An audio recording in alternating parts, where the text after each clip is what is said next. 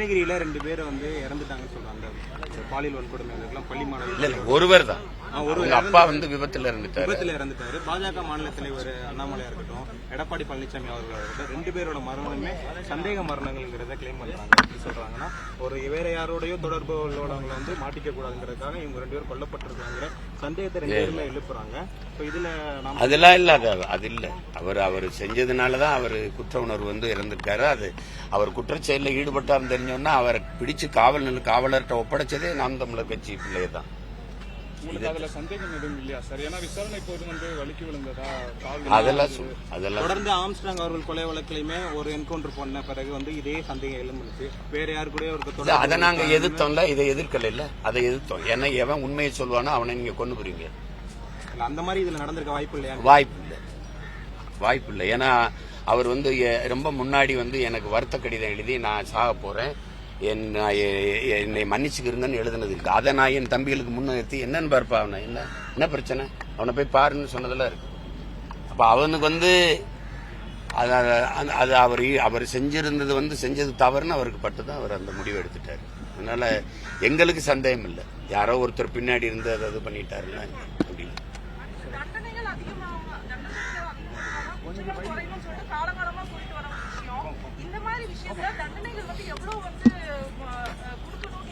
சாதி பெருமை இருக்குல்ல, ஆணவ படுகொலைங்கிறோம்ல.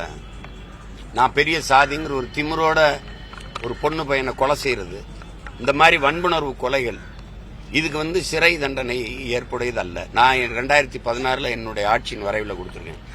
எந்த குற்றத்திற்கும் மரணம் தண்டனையா இருப்பதில் எங்களுக்கு உடன்பாடு இல்லை. ஆனால் இந்த குற்றத்திற்கு மரணத்தை தவிர வேற தண்டனை இல்லை. இது எங்க கொள்கை முடிவு.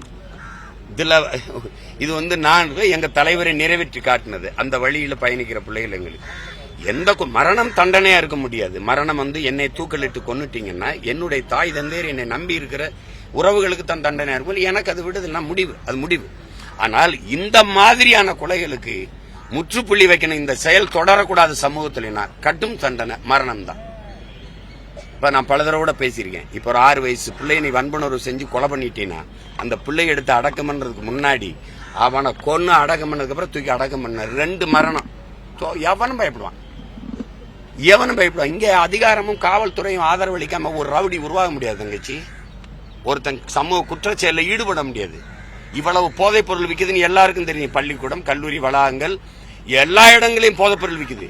இது அதிகாரத்தில் இருக்கிறவங்களுக்கு, ஆட்சியாளர்களுக்கு, அதிகாரிகளுக்கு தெரியாதுன்னு சொன்னா அது எங்களுக்கு நல்லா தெரியுங்கிறது உங்களுக்கு தெரியலன்னு அர்த்தம்.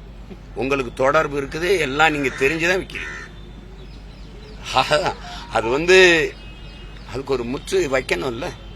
நீங்க அரபு நாடுகள்ல நீங்க பாத்துருக்கீங்க தங்கச்சி, இந்த மாதிரி பாலியல் குற்றம் செஞ்சவனா நடு சாலையில வச்சு எல்லாரும் பார்க்க தூக்குல போடுறத பாக்குறீங்க. அதனால குறைவா இருக்கு.